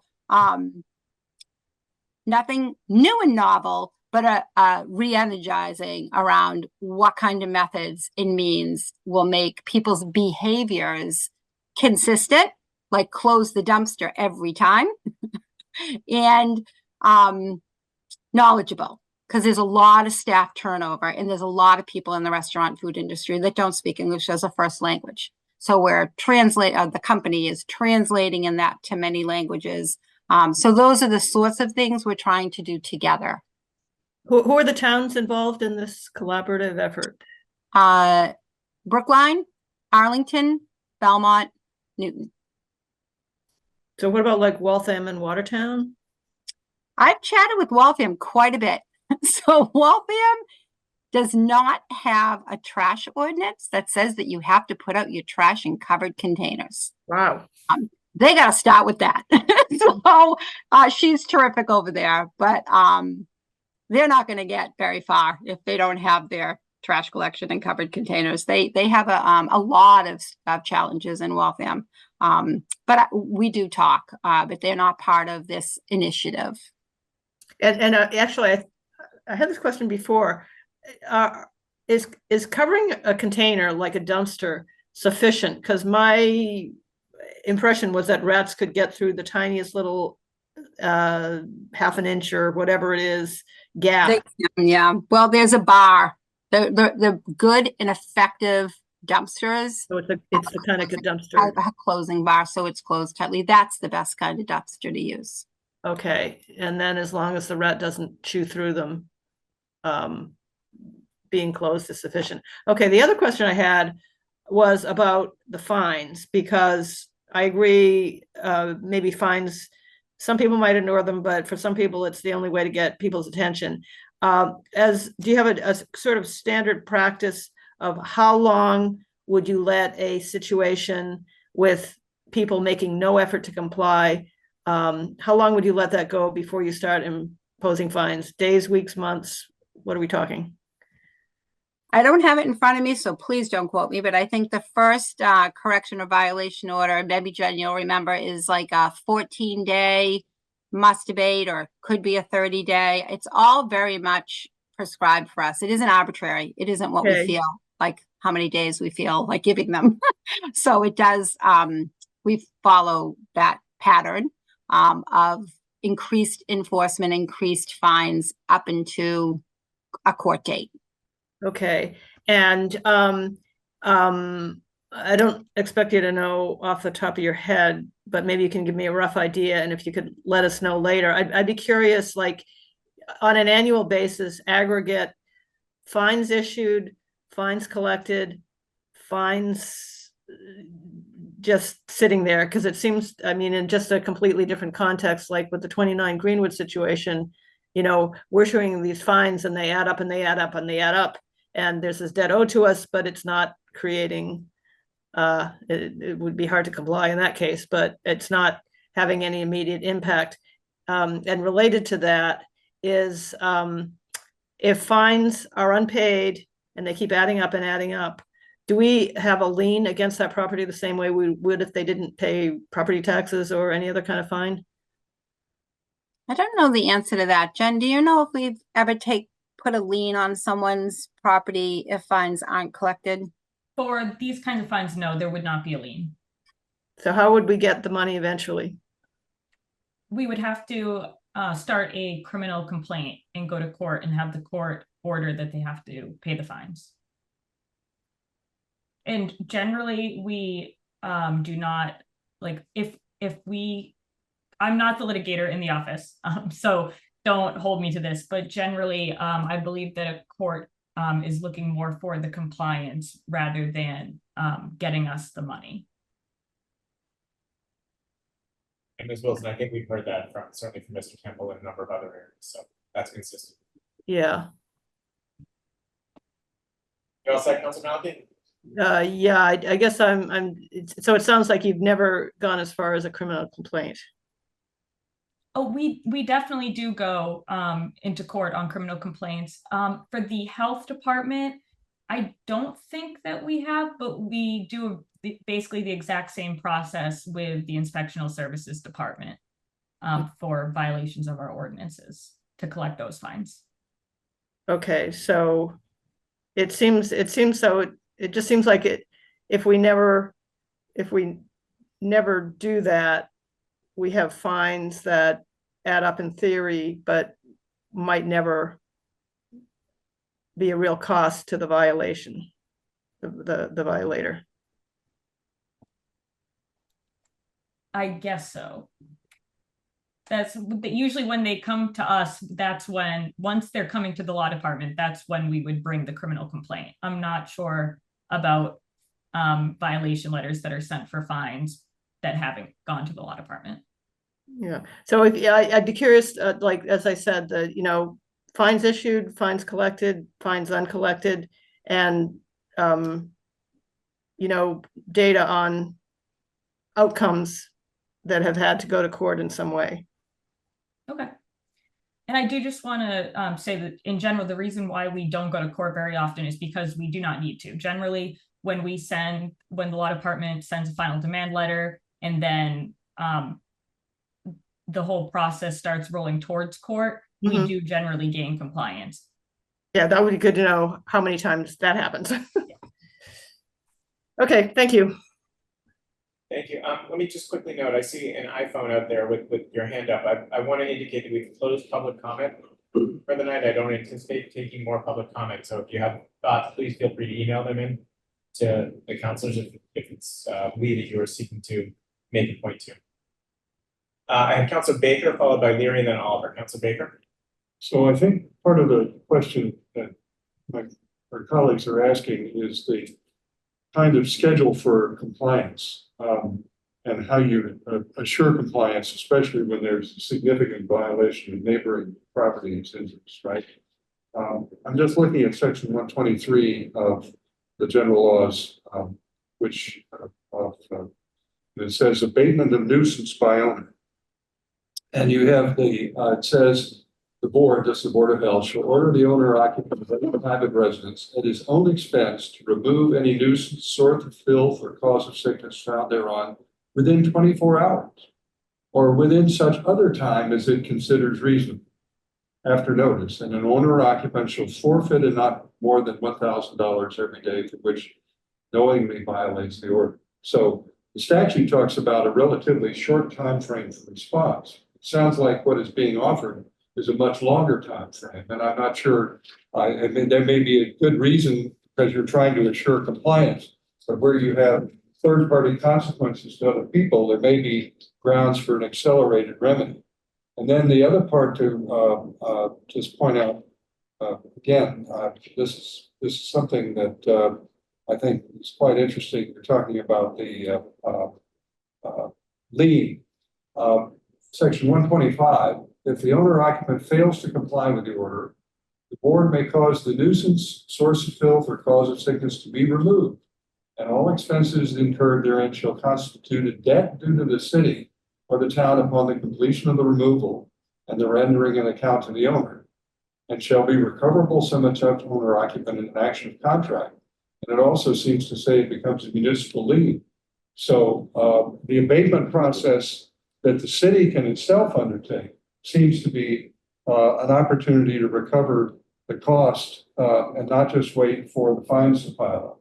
So again, it seems to me that one thing that might be beneficial from this situation that we're not this individual case, because obviously we're not trying to solve an individual matter, but if there was the departmental had a kind of a fairly clear process, and I'm not sure what the notice says. Again, we don't have it in front of us, and I'm sure you're doing an excellent job with these, but to provide that that is a remedy that the city can and will take.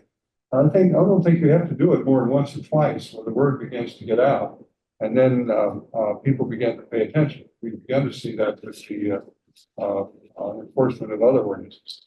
The other point is not related to the homeowner, but to the concern about restaurants. Aren't all of our restaurants licensed by the city under, get a victualer's license?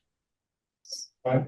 It seems to me that the licensing board has an opportunity to require a certain amount of education, and we've spoken about that, but I think there is a partnership there that might be beneficial to pursue, so that just like in the case of the lead board, now people have to come in and register, get a sticker, understand that what the rules are, say they're going to comply with them, and you know, there's a process of trying to do something before the fact rather than after the fact. And again, there may be an opportunity here that has some more room for the city to move. Have to do that to forgery. Required in order Oh, really? to get your, yes. Okay, well, No part of drinks though, that's fine. You all set, Councilor? yeah, I'm also. Okay, Councilor Leary and then Councilor Oliver, and then hopefully we can get a motion to hold. Councilor Leary. Thank you very much. I'm gonna have a question for the commissioner, but I also have one for ISD. First one is, we've had a number of order for maintenance. I think several of them, and have they been complied with, or are they currently in compliance with an order of abatement? Are you asking about a particular case again, Counselor? Yes. I think I've covered my Commissioner. thoughts about that. An order of abatement generally, as used as a tool by the city over the years, has it been effective? Yes, it has been very effective over the years. And if it's not effective, what is the next step? Increasing fines, taking people to court. That would be the way that you would escalate if someone wasn't in compliance. So now we have to go back to what I said before, like if a person then becomes in compliance with their original order, then that is closed. But if things come to our attention again, even if it's the same property, we get back at it with an order of abatement, required timeframes. So that's my general answer to your question. So if an abatement wasn't effective, the next step would be to file a lawsuit in Superior Court, perhaps appoint a receiver. And I mean, some of this information came out. Jonathan Temple sent us an email on March 28th outlining the steps the city could possibly take. Although he didn't recommend necessarily the filing of a lawsuit, it was an option. And as you said, I don't believe the city's ever done that. And I guess I'm asking what evidence is required to reach that conclusion on any property in the city if order of abatements had not been effective and it's been an ongoing situation for years.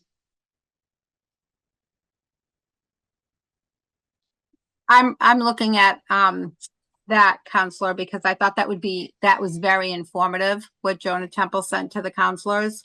And I think that is exactly the course that we would take if a property is not in compliance. Okay, well, I'd like to maybe talk more about moving ahead with that option.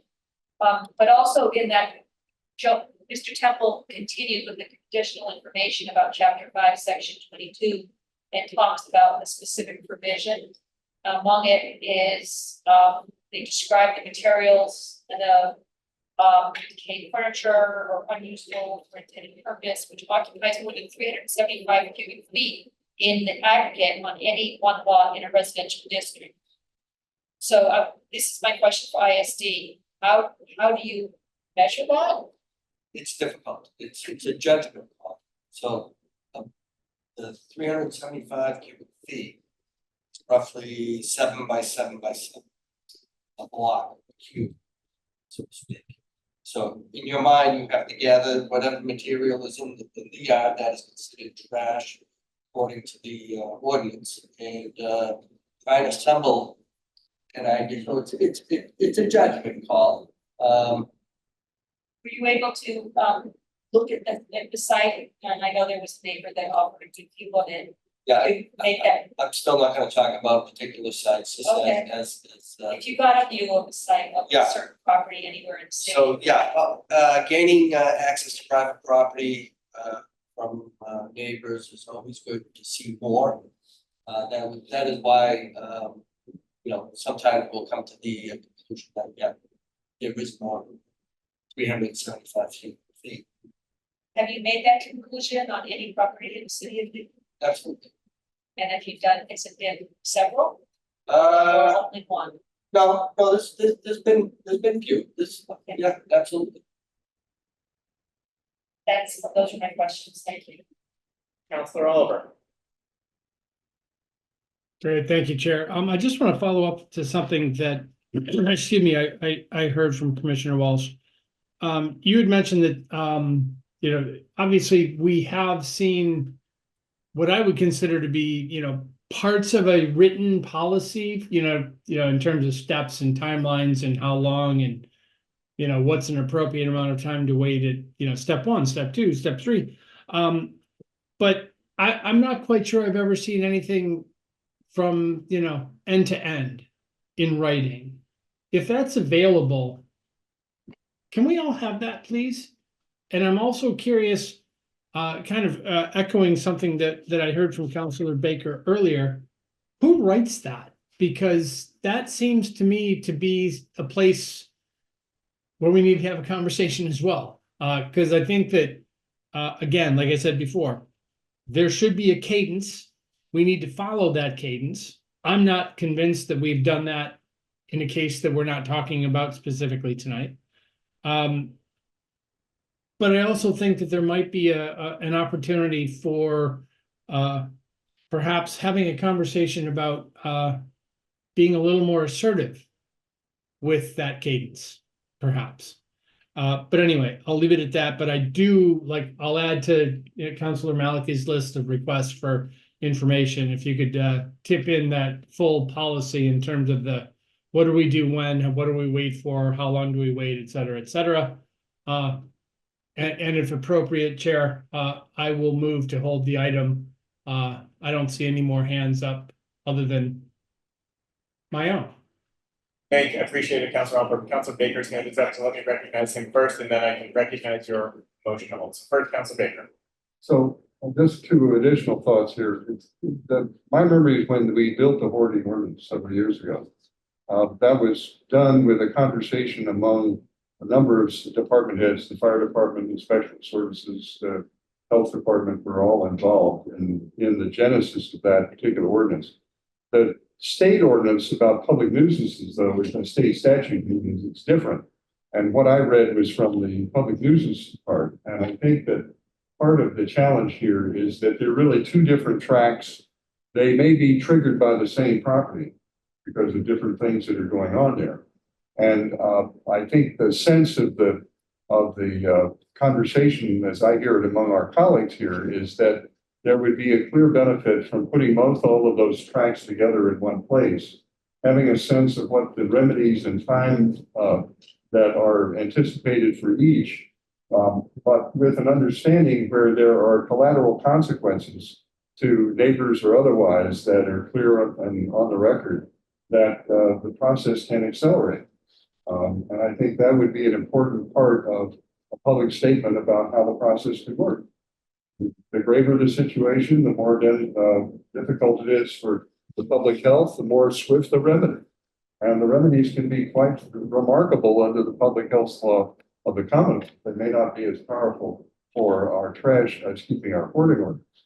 But those 2 ordinances can operate, the state statute and the ordinance can operate together. And I think it's part of the opportunity of the administration to put together some information that will both assist the enforcement process, but inform the public of what obligations there are on property owners to take care of their property. Thank you, Councilor Baker. Councilor Oliver has moved to hold. Any discussion on that motion? Okay, all those in favor, please say aye. Aye. Aye. Aye. Any opposed? All right, unanimous 4-0 to hold.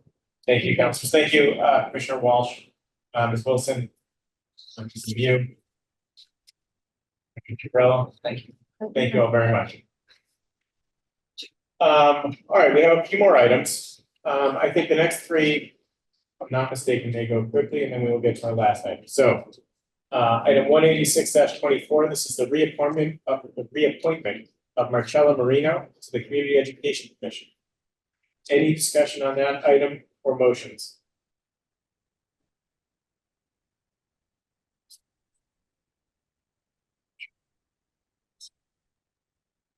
Okay, Councilor Farrell has moved approval, I believe. Yes, sir. Councilor Farrell moves approval. Any discussion? Okay, all those in favor, please say aye. Aye. Aye. Any opposed? Okay, 4-0, thank you. Item 228-24, the reappointment of Carl Munger to the Biosafety Committee. Any discussion on that? Any motions? Move approval. I'm sorry, Counselor Oliver has moved approval. Any discussion? All right, all those in favor, please say aye. Aye. Aye. Aye. Any abstentions? Okay, that is 5-0. Item 229-24, the reappointment of Howard Birnbaum to the Urban Tree Commission. I will move approval of that one. You beat me to it. I would have done it too. At least Ward 4, I guess. Any discussion? All right, all those in favor, please say aye. Aye. Aye. Opposed? All right, 5-0. Thank you. The last item, item 245-24, this is to appropriate $500,000 for IT infrastructure improvements. I failed to introduce earlier, Mr. Ansaldi, I have that right? Yes. Greg, Greg, the Deputy Director of IT, who I believe is going to tell us a little bit about this. Please come join us. Was this going to be executive session? Not necessarily. Thank you for asking, Councilor Malaki. I believe we're just going to entertain the item. If we need to go into executive session at any point, we can, because we have noticed that we may do that, but we may not need to. So we will see. So, Mr. Ansaldi, go ahead, and then Ms. Lemieux, I see your hand is up. Let me. Oh, were you going to start? I'm sorry, Mr. Ansaldi told me that. Go ahead, Ms. Lemieux. You can start. Thank you very much, Mr. Chair. I initially, when I planned my comments, I was going to say, as some of you may remember, back between 2010 and 2013-ish, we worked very hard to install fiber in throughout the city to all of our city facilities. And then I took a look at the specific people on the committee at this point and realized only Councilor Baker probably remembers all the conversations that we had about fiber. By 2014, we finally were able to light fiber throughout the city to all city buildings, to do it with redundancy.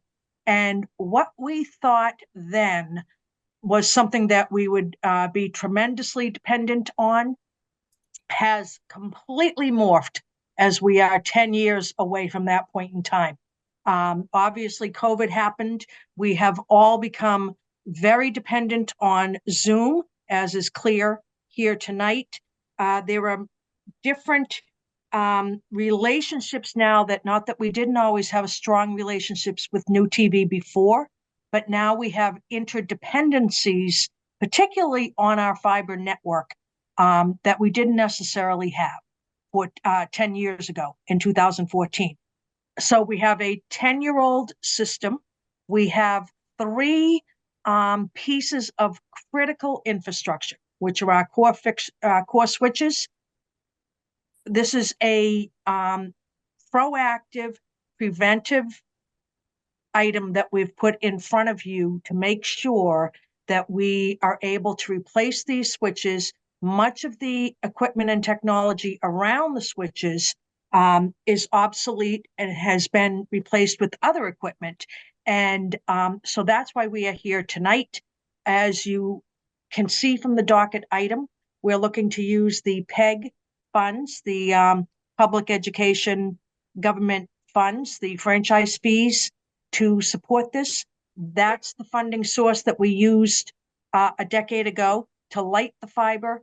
That is the absolutely an appropriate use of those funds, because New TV, and Greg will talk about all of this, New TV very much uses our fiber network to do a lot of their broadcasting. So those are just the couple of comments that I wanted to make ahead of time. The most important points are that our fiber network has been live now for more than 10 years. We are so dependent on it, and we need to make sure that we preserve this technology. So with that, Mr. Chair, thank you, and I'm more than happy for you to recognize our Deputy Director. Thank you, Ms. Lemieux.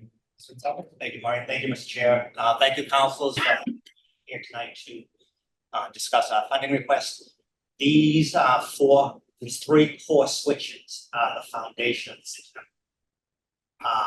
All traffic, including video streaming, all hybrid meetings, all the data is going to these 3 cores.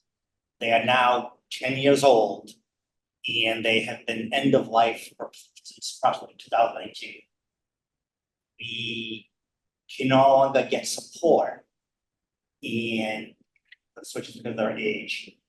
And we have difficulty getting replacement parts.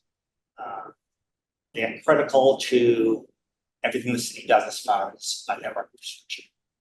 Both hybrid meetings and from the chambers and various conference rooms, our phone system, data transmissions, and more our applications are internet-based. So we feel at this time with us unable to get support and the inability to replace the hardware because of its age, and it's time to get more current equipment. Additionally, with the amount of streaming we now do as far as hybrid meetings, the new equipment takes that into consideration. We've consulted with outside consultants, engineers, to help us select the appropriate equipment to replace what we have and to prepare for expansion in the future. Thank you. Councilor O'Brien. This is a question for Ms. Lemieux. So I understand the urgency and importance of this request, and I also understand from prior year discussions around the access and cable fund.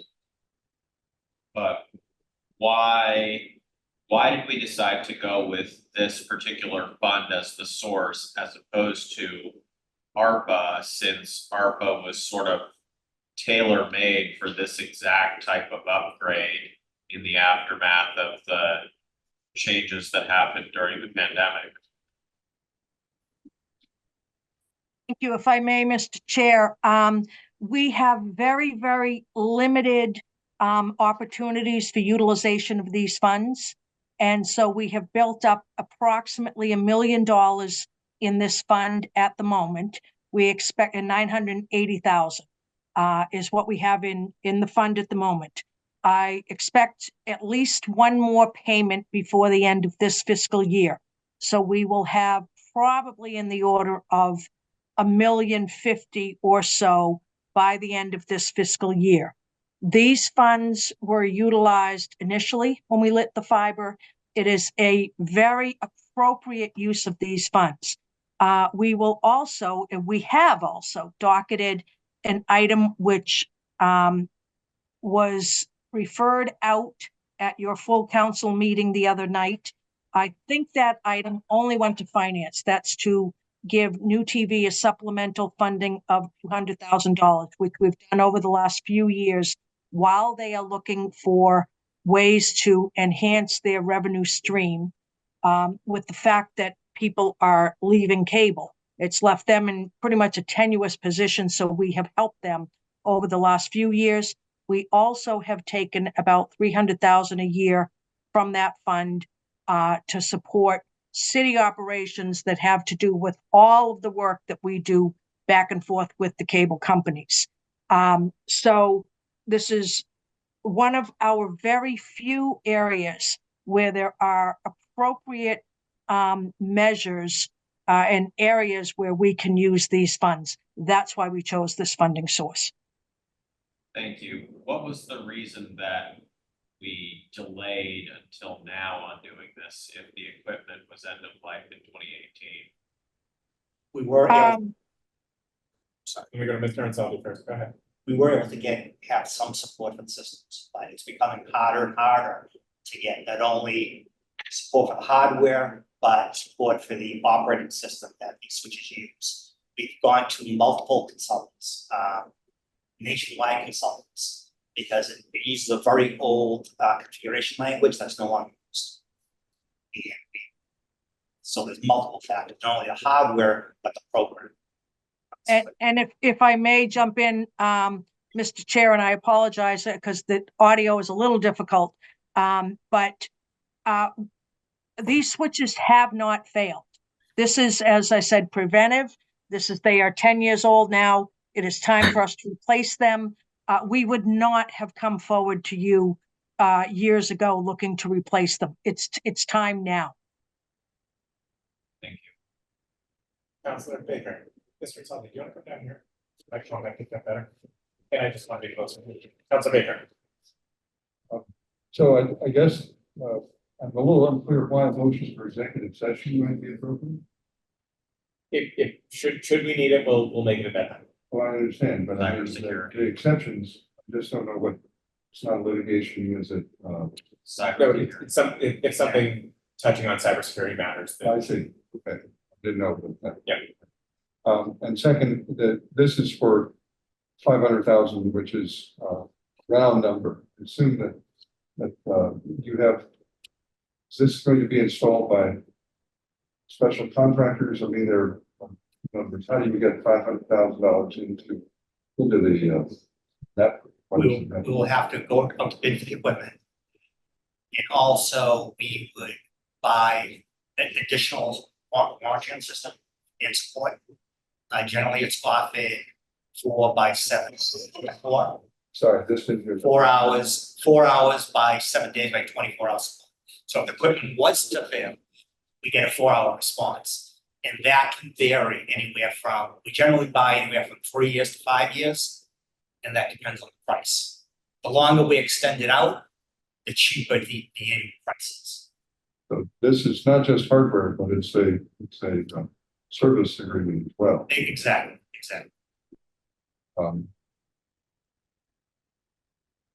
And no questions other than saying that I obviously want all this stuff to work.